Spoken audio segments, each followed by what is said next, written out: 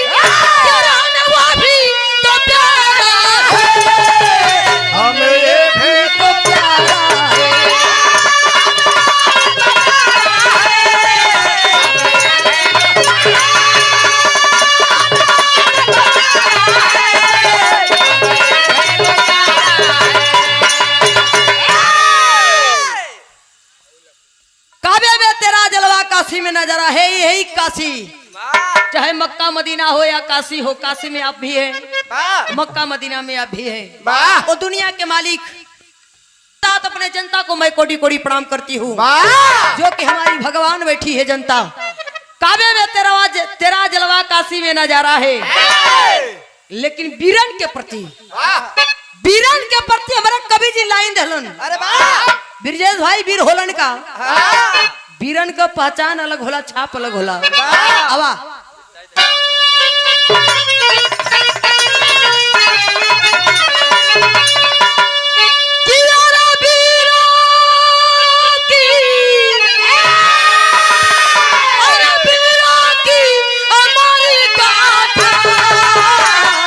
गाती ना जुबानी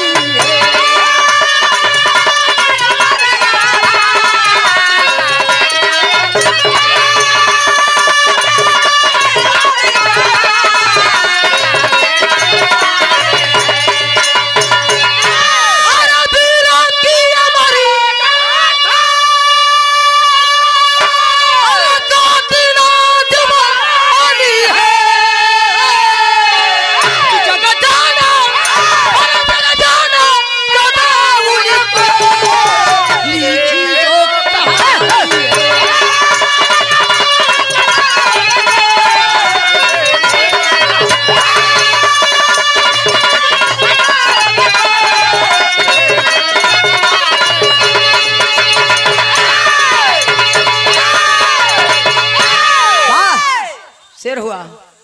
अरे वीरों की समा वीरता गाती ना जुबानी है, जग जाने सदा लिखी जो कहानी है, जो इतिहास लिखा जाता है 100 अक्षरों में हुई कीर्ति अमर होती है, वही कीर्ति गवाती है। कहानी जग से शुरुआत हो गई।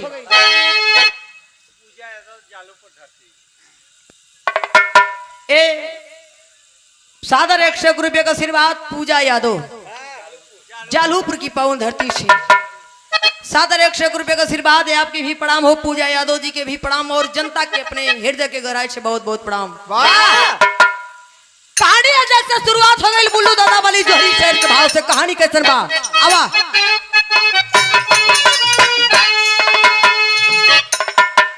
दुनिया के मालिक जेकर नाम बतावल गल मुरलीधर कन्हैया मोहन अपने कक्ष में अपने विश्राम कर रहे थे अपने शिविर में, लेकिन वो समय पहुंचल के रहल आवा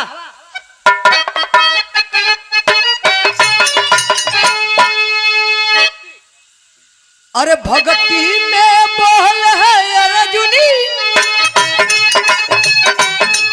फूले है अपना वहादा भगवान सीता के करते बिरताई अपनी ही ज्यादा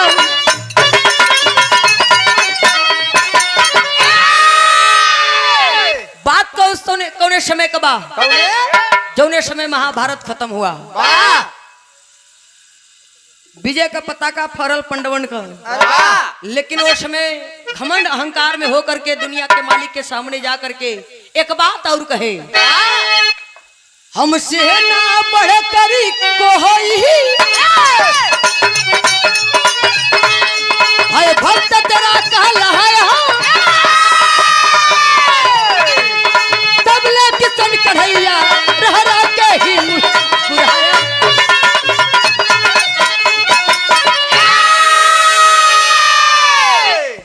जा करके दुनिया के मालिक के सामने खड़ा होकर के अर्जुन जी कहे कि हमसे ना बढ़कर कोई भक्त तेरा कहलाया, तब ले किशन कन्हैया रह रह के ही मुस्कुराया। दुनिया के मालिक मुस्कियात हुअन, अर्जुन बा आज तोरा गुमान घमंड हो गले, धरती पर सबसे बड़ा वीर के हो यह नहीं खे पता बा तोरा। भगवान समझाए एक बात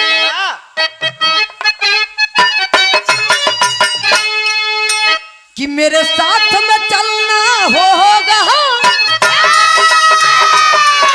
रूप बदल कर भाई दुनिया लंबी चौड़ी हो जाएगी यजमाई।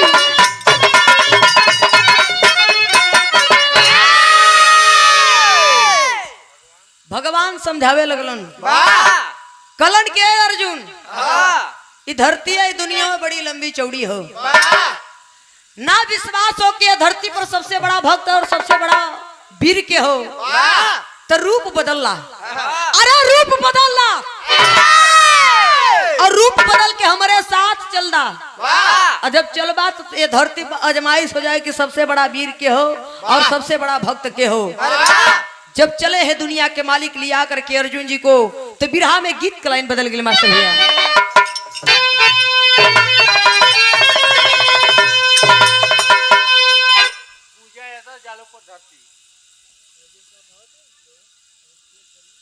और आदरणीय हमारे पूजी जवान भैया का दुल्ही राती के समझावे लगलिन, और समझावत ही अपना मर्द के का कही मास्टर आवा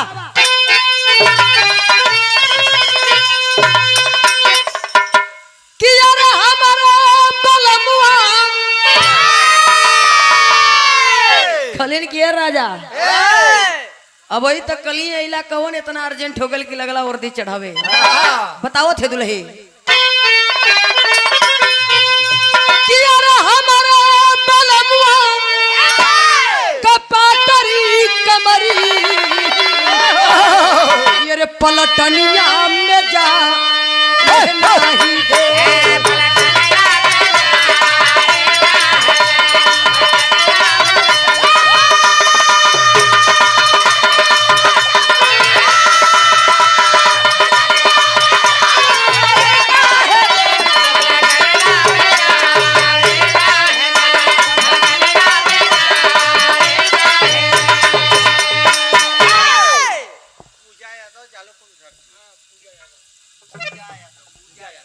पूजा यादव जालू प्रक्रिया कि अरे रूपवा बदल के दुनिया के मालिक रूप बदल लिए। कौना रूप में? कौना साधु के रूप में। दोनों जाने जब साधु के रूप में भइलन तो चल देलन, और चलना तो भाव हो भी रहा कर कि अरे रूपवा बदल के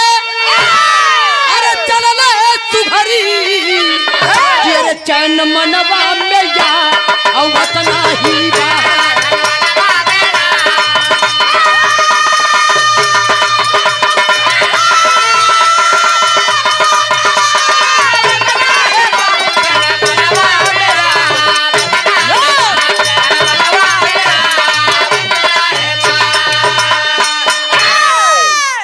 बाबू हो कहानी पे आप लोग ध्यान दिया। विराह का मेन कहानी हो खेले, रूपवा बदल के चलला सुघर रूप बदल करके हो बाबू दुनिया के मालिक कन्हैया चल दिए। अर्जुन जी के पीछे पीछे लेके जात होन, लेकिन जब चल होने के वन में पहुंचलन, वन में पहुंचलन तो वहां का दृश्य का रहल कि ये रहिया पकड़ के हो चलल एक कन्हाई, ये रहिया पकड़ के हो चलल एक कन्हाई, ये रहिया में गइल एक बुढ़ऊ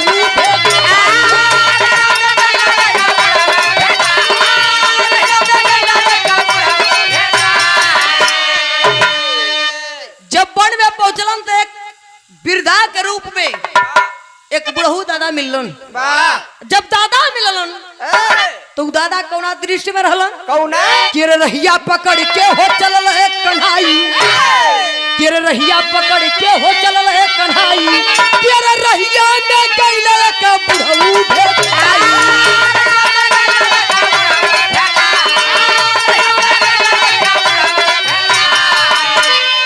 केरे गतिया क्या करत रहले, अरे गतिया क्या करत रहले, जब के भोजन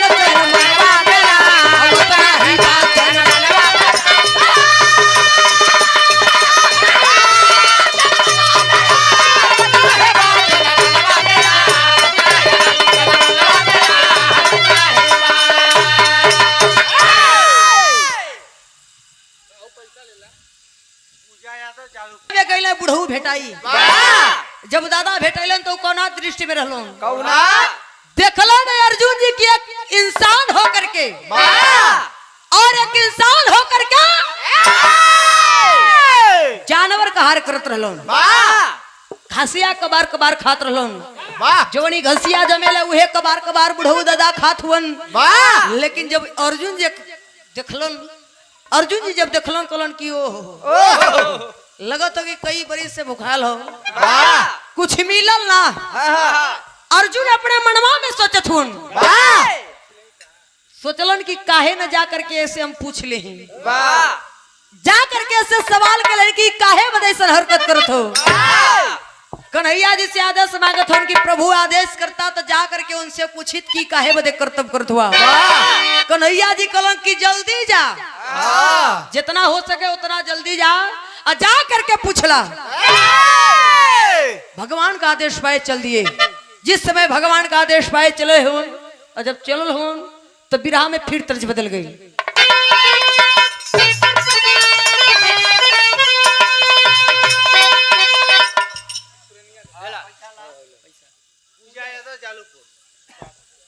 पहला का दादा पुरनिया गावे का गाँव मास्टर भैया आवा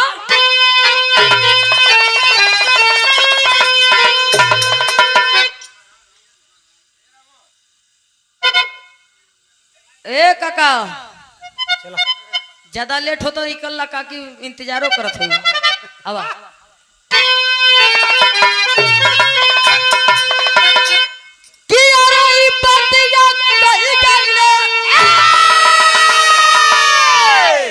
का कह गेलो का? अरे ई बतिया कहि गइले, अरे पहिले का पुरनिया, अरे उड़ाल मौज बबुनी, अरे उड़ाल मौज बबुनी, कि अरे जबल बाज जवनिया, उड़ाल मौज बबुनी।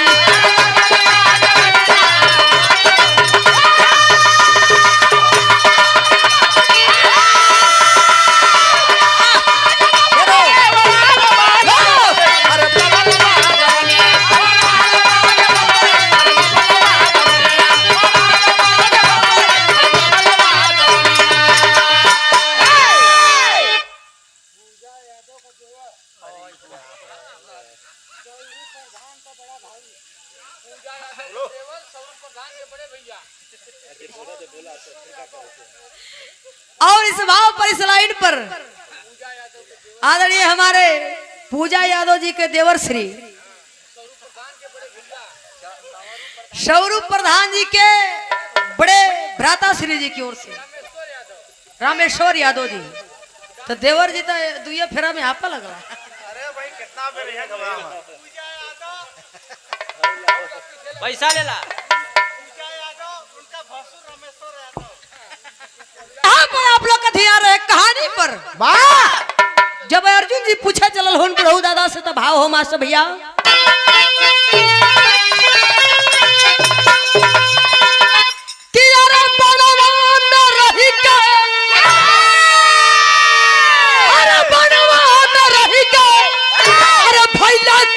रसियाम अरे बताई दे बाबू अरे बताई दे बाबू न खैला हाड़ बताई दे बाबू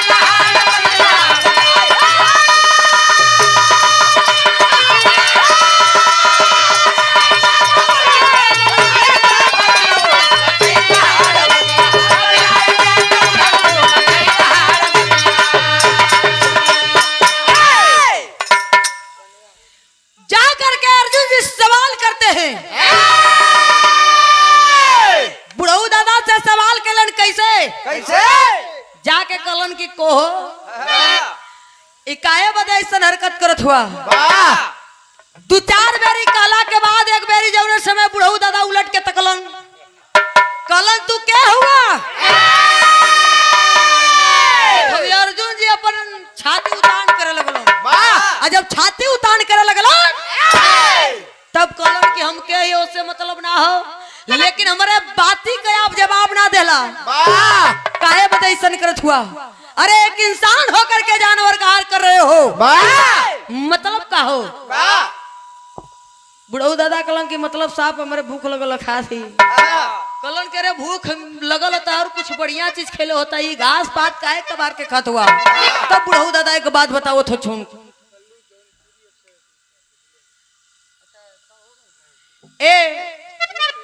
एक से 1 रुपये का आशीर्वाद हमारे सिरे जौनपुर की धरती से गल्लू जौनपुरी हमारे भैया की ओर से सादरे 1 से 1 रुपये का आशीर्वाद भैया। आजकल लोग मोबाइल पे विराह सुन लेते मोबाइल फोन कह देते विराह कब ले हो तो सुन लेते वही पर 100 रुपया 50 रुपया भेज देते तो भैया को मैं चरणों में सादर प्रणाम करती हूँ जनता को भी कोटि कोटि प्रणाम हो कहना है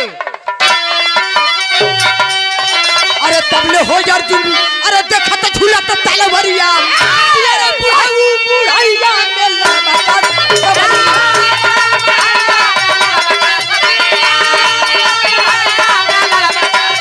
अरे अर्जुन से कहने लगे अरे अर्जुन से कहने लगे दूर वीरपति आप बताई दे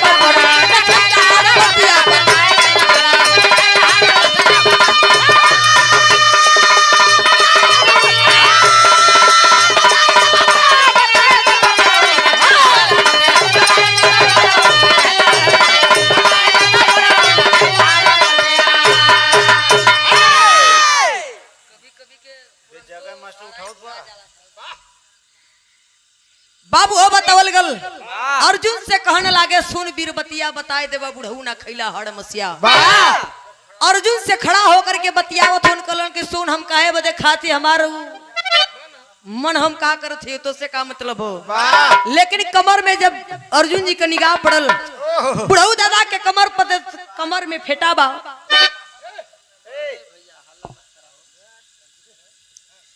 चला चला पर काम कर ओ कमर में जवना समय अर्जुन जी फेटा देखलन और फेटा में हो का तलवार जब तलवार देखलन अर्जुन जी मने मने सोचे लगलन कि ये भाई शौक के मारे रखले बाकी कब हो लड़ाई उड़ाई लड़े सोचलन कि काहे ने से हम सवाल के लिए कि तलवार काहे बदे रखले हुआ सवाल किए अर्जुन जी बुढ़ऊ दादा से कि तलवार कोना शौक में बा तब बुढ़ऊ दादा कलन के सुन ये तलवार काहे बदे रखले तो से ना मतलब मतलब हो हम सवाल करती ओकर जवाब दे दा काहे बदे तलवार रखले बा तब बुढ़ऊ दादा क्रोध में होके कलन के सुन ये धरती पर 4 गो दुश्मन हुआ मुस्कियाए लगल अर्जुन जी कलन के ए अवस्था में तो से के लड़ाई लड़ी तोहर मरे का अवस्था आगल हो बुढ़ौती हो और तो से के लड़ाई लही और के तो से लड़ी कलन के हमारा ये धरती पर दुनिया के मालिक के 4 गो दुश्मन हुन पहला दुश्मन का जोने समय सवाल करें तो बिरहा में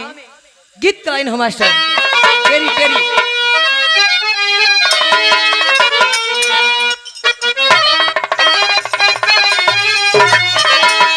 अरे झूला नवम अरे झूला देवी मैया तो झूलत झूलत कावन गावत रहली कनवम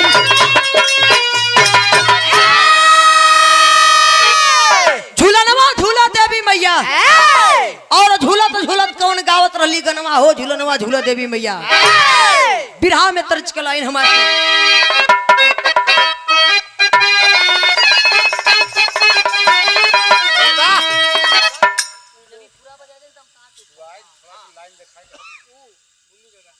एक गीत के बुल्लू गुरु जी गावे, स्वर्गीय बुल्लू गुरु जी पंडापुर के रहलो। एक गीत के गावे पूजा यादव जालूपुर की धरती से। सादर 101 रुपये का आशीर्वाद, हजारों हजारों रुपए का पुरस्कार। जब से विराह शुरुआत भलो बस सिर्फ पूजा यादव पूजा यादव। नहीं भैया इसे मत कहा।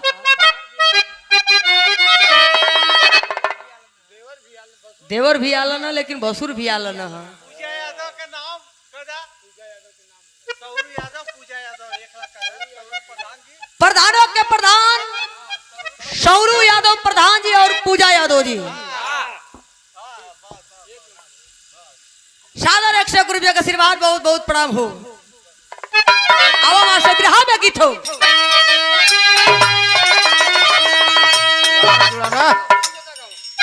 एक गीत के बोलू दादा कहे अरे तोरी नैना कटार, अरे तोरी नैना कटार, अरे चुभी चुभी जाला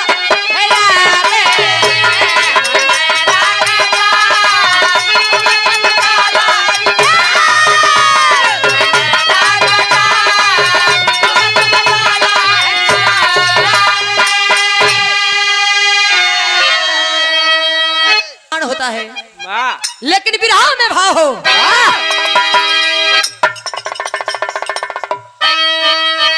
जब बुढ़ऊ दादा चल सवाल के लन अर्जुन जी, तो बुढ़ऊ दादा बताओ थोड़ा पहला दुश्मन का नाम।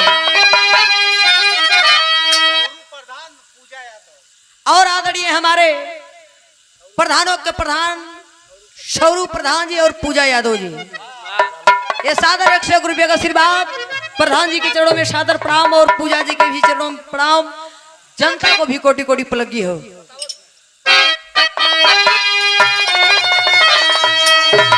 अरे सुन बीरा बाजू झार, अरे सुन बीरा बाजू झार, अरे काटब मूड़ी नारद के।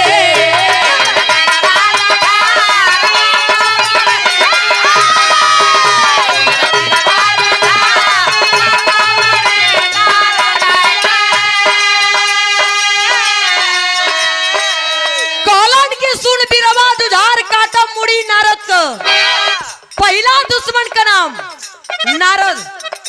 कलन की मिल जाए तो उनके सबक सिखा दे कि नारद के भक्ति कैसे करल जाला। एक बात और कहलन कि अरे हमरे भगवान के अरे तेरा परेशानी हो, अरे तनु खोना प्रभु मरा कैला आराम हो।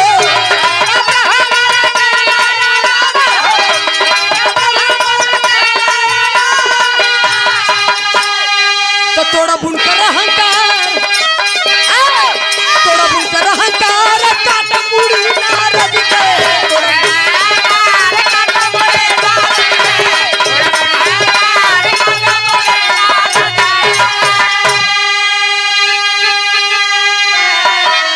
बुढ़ऊ दादा ने सवाल केलन कि ये धरती पर पहला दुश्मन के बा, तो बुढ़ऊ दादा बताए कि पहला दुश्मन नारद। नारद भी अपने आप के धरती पर सबसे बड़ा भक्त और सबसे बड़ा वीर समझते थे। अर्जुन जी के सामने बुढ़ऊ दादा कलन कि मिल जाए तो उनकर अहंकार घमंड ना तोड़ देली तो हमारो नाम बुढ़ऊ दादा ना। प्रधान पर दुनिया को होले वो एक खबरिया लिया कि हमारे दुनिया के मालिक के जब सरनिया में रखेला तो हमारे दुनिया के मालिक हमेशा सदा परेशान रहेलन। पहला दुश्मन नारद हो गए। जब दूसरा दुश्मन का सवाल करें तो बड़ी मिजाजी गीत लगल माशाबा।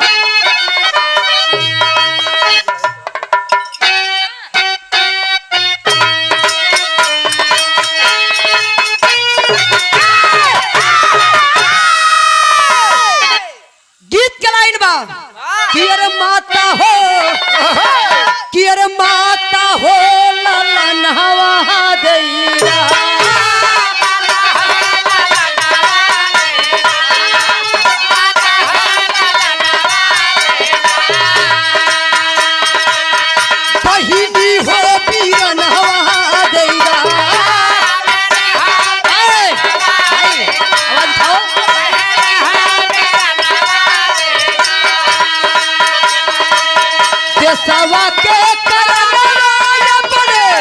देशवा के करन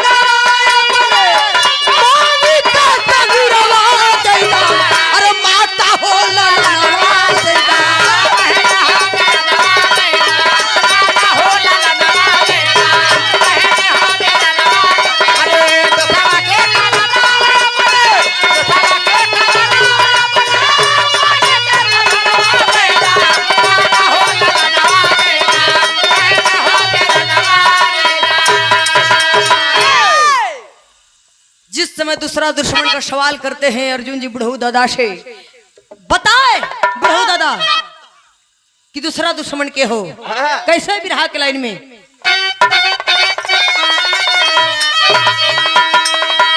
कि अरे दूसरा दुश्मन हवा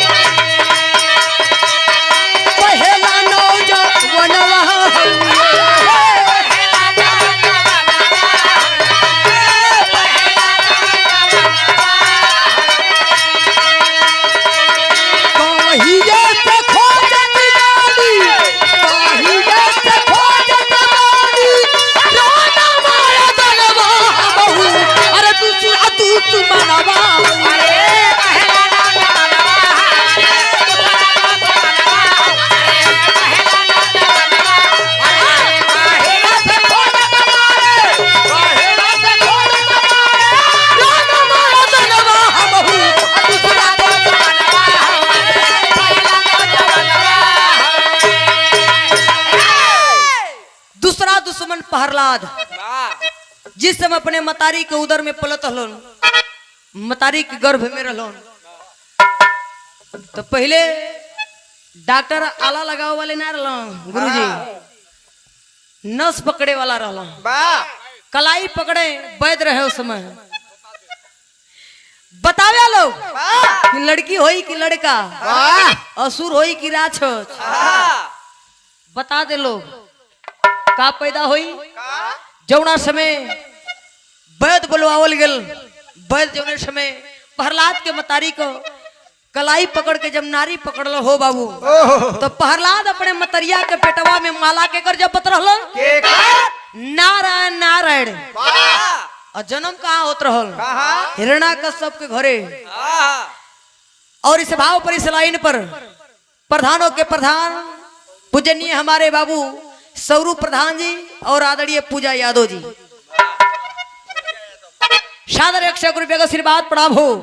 लेकिन जौना समय वैद के ई खबर लगल तो दासी के बुला के कहलस कि बड़ा बवाल बा, नफरत एक घर में पैदा हो गल। एक बात कहलस का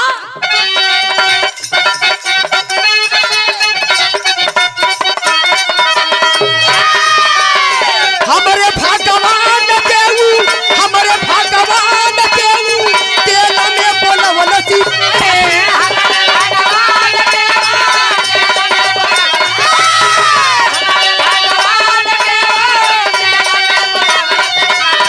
केला बात के छोड़ाऊ ते, केला बात के छोड़ाऊ ते, हम हमें जरवलसी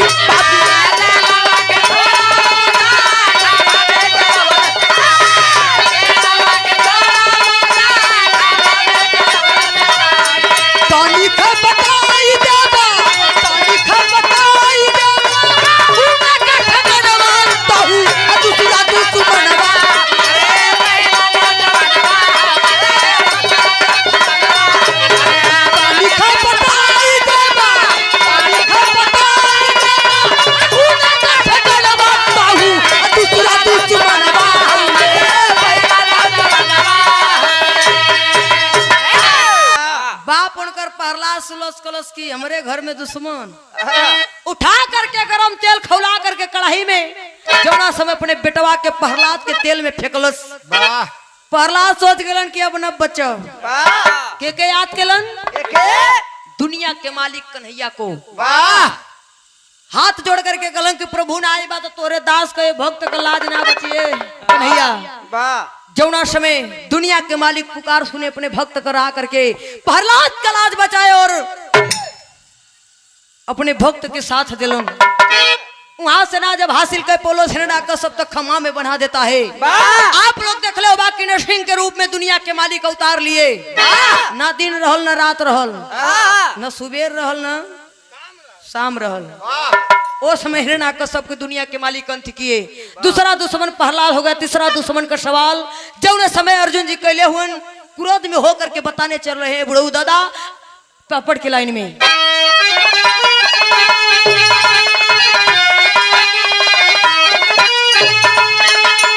अरे द्रौपदी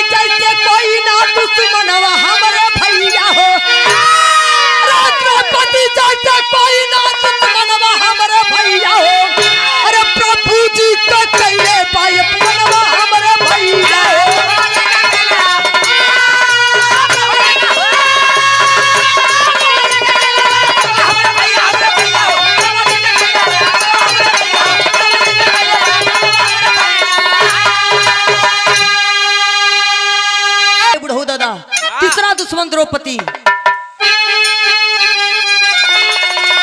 अरे करत रहला भोजन प्रभु अरे नंगे पाँव भाग गईले हो अरे दुर्वासा के श्राप से जाके पांडव को छोड़वले हो अरे झूठा कैला पीला गुराई तो भोजनवा हमारे भैया हो द्रौपदी जैसे कोई ना दुश्मनवा हमारे भैया हो।